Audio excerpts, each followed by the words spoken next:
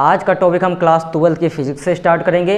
Topic क्या है? वैद्युत क्षेत्र तथा वैद्युत आवेश तथा क्षेत्र। तो आज का टॉपिक क्लास 12 की फिजिक्स का होगा और ये सेशन बहुत ही इंफॉर्मेटिव होने वाला है। चैप्टर क्या है? वैद्युत आवेश तथा क्षेत्र। इसी को बोलते हैं इलेक्ट्रिक फील्ड एंड चार्ज या इलेक्ट्रिक चार्ज एंड फील्ड।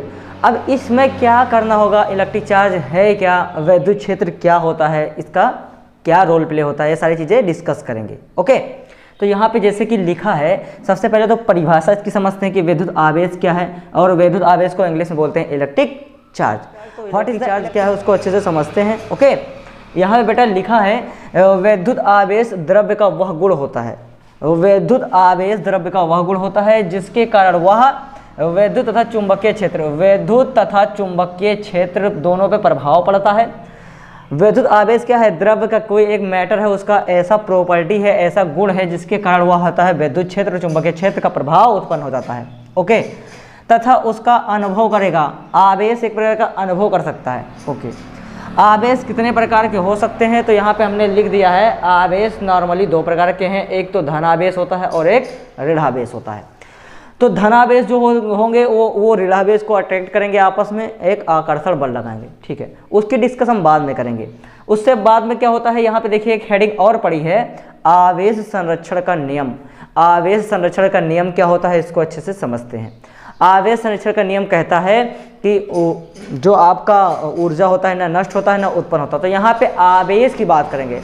आवेश ना तो नष्ट किया जा सकता है और ना ही उत्पन्न किया जा सकता है, बस आवेश को एक रूप से दूसरे रूप में परिवर्तित किया जा सकता है, स्थानांतरित किया जा सकता है।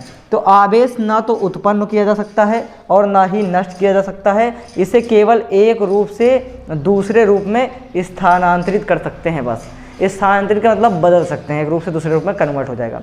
अब मैं समझाता हूँ कि आवेश है क्या। ये तो परिभाषा हो गई नॉर्मली, क्योंकि नंबर को अचीव करने के लिए, मार्क को अटेंड करने के लिए आपको क्या होता है, एक परिभाषा सटीक आना चाहिए। अब समझते हैं आवेश क्या है। जिस प्रकार किसी रेशम के कपड़े में या रेशम के पार्ट में आप कोई कांच की छड़ को रगड़ते हैं तो वहाँ पे एक आवेश उत्पन्न हो जाता है। जैसे ये मार्कर है, इस मार्कर को मैं अपने सर पे अगर ऐसे फ्रैक्शन करूँ तो यहाँ पे एक आवेश जनरेट हो जाता है और ये आवेश छोटे छोटे पार्टिकल को आकर्षित करता है। ठीक है ना? तो आवेश बहुत अच्छी तरीके से समझ लीजिए, हर एक जगह पे आवेश विद्यमान है। आवेश दो तरीके के हो सकते हैं, या तो धन आवेश होगा या फिर ऋण आवेश। थोड़ी सी बात और समझ लीजिए इधर, अगर दो धन और धन आवेश हैं तो ये प्रतिकर्षण का बल लगाएंगे, प्रतिकर्षण का बल लगाएंगे। अगर एक प्लस और एक माइनस है तो आकर्षण का बल लगाएंगे। ठीक है ना? ओके, अगर एक माइनस और अगला प्लस है तब भी आकर्षण का बल लगाएंगे। अगर एक माइनस है और दूसरा का भी माइनस हो गया तो प्रतिकर्षण का बल लगाएंगे।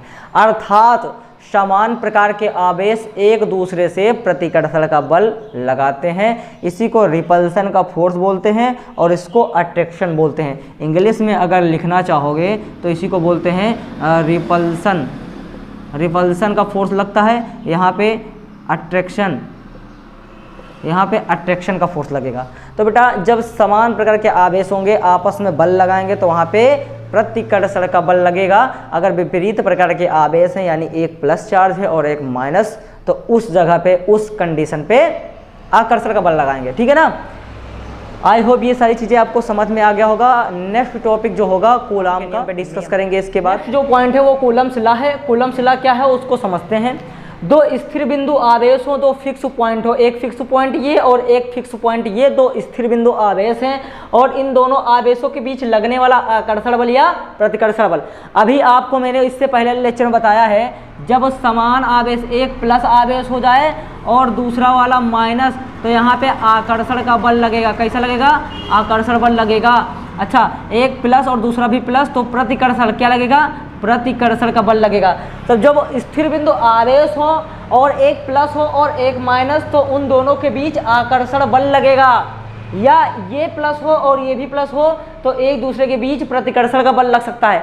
अच्छा, दोनों आवेश स्थिर हैं, इनके बीच में आकर्षण बल भी लग सकता है और प्रतिकर्षण बल भी लग सकता है। चाहे इसको प्लस करो और इसको माइनस कर सकते हो, या इसको माइनस और इसको प्लस कर सकते हो, वो आपके ऊपर डिपेंड करता है। अगर दोनों माइनस रखेंगे आप तो प्रतिकर्षण बल हो जाएगा, समान आवेश प्रतिकर्षण करते हैं। अगर एक प्लस और एक माइनस तो आकर्षण का बल। तो कूलाम वैज्ञानिक थे, उन्होंने यही बोला कि जो कूलाम का नियम है ना, वो दोनों आवेश के बीच में आकर्षण भी हो सकता है और प्रतिकर्षण भी हो सकता है। आपके ऊपर बच्चा डिपेंड करता है कि इसको प्लस कर रहे हो कि इसको माइनस। अगर माइनस किए तो माइनस माइनस मिलकर प्रतिकर्षण, अगर प्लस किए और ये माइनस हो गया तो प्लस माइनस मिलकर आकर्षण। तो कूलाम ने कहा था कि दो आवेश हैं, इनके बीच में आकर्षण का भी बल लग सकता है, प्रतिकर्षण का भी बल लग सकता है। वही लिखाया गया है कि दो स्थिर बिंदु आवेश हैं, उनके बीच में आकर्षण बल या प्रतिकर्षण बल लग सकता है, और दोनों आकर्षण बल या प्रतिकर्षण बल एक दूसरे के अनुक्रमानुपाती होते हैं। ठीक है, तथा उनके बीच की दूरी, ये आवेश और ये आवेश कुछ दूर पे रखे हैं, इसीलिए हमने दूरी मान लिया r। तो इन दोनों आवेशों के बीच की जो दूरी है वो ये बल के व्युत्क्रमानुपाती होता है। ठीक है ना, ओके। जब दोनों समीकरण को मिलाया गया तो F प्रोपोर्शनल बना Q1 Q2 बटे R स्क्वायर। इस प्रोपोर्शनल को हटाने के लिए एक नियतांक आता है, K एक नियतांक है, K एक कांस्टेंट है। K एक क्या है, कांस्टेंट है बेटा। जब K कांस्टेंट आया तो K Q1 Q2 बटे R स्क्वायर हो गया। K वैल्यू 1/4πε0 होता है, वो फिक्स है। बात करते हैं F बराबर 1/4πε0 Q1 Q2 बटे R स्क्वायर। ओके, K की वैल्यू पुट कर दिया तो ये फार्मूला निकल के आ गया, और यही आपका कूलाम का नियम कहलाता है। आई होप ये क्लियर होगा। अगर क्लियर होगा तो आप कमेंट सेक्शन में कमेंट बोल सकते हैं। अगर बच्चा किसी को किसी भी टॉपिक पे प्रॉब्लम हो रहा है तो कमेंट सेक्शन में कमेंट करेंगे, मैं उस टॉपिक पे वीडियो बना दूंगा। फिजिक्स का किसी भी पार्ट में, किसी भी टॉपिक में आपको प्रॉब्लम है तो आप कमेंट करिए।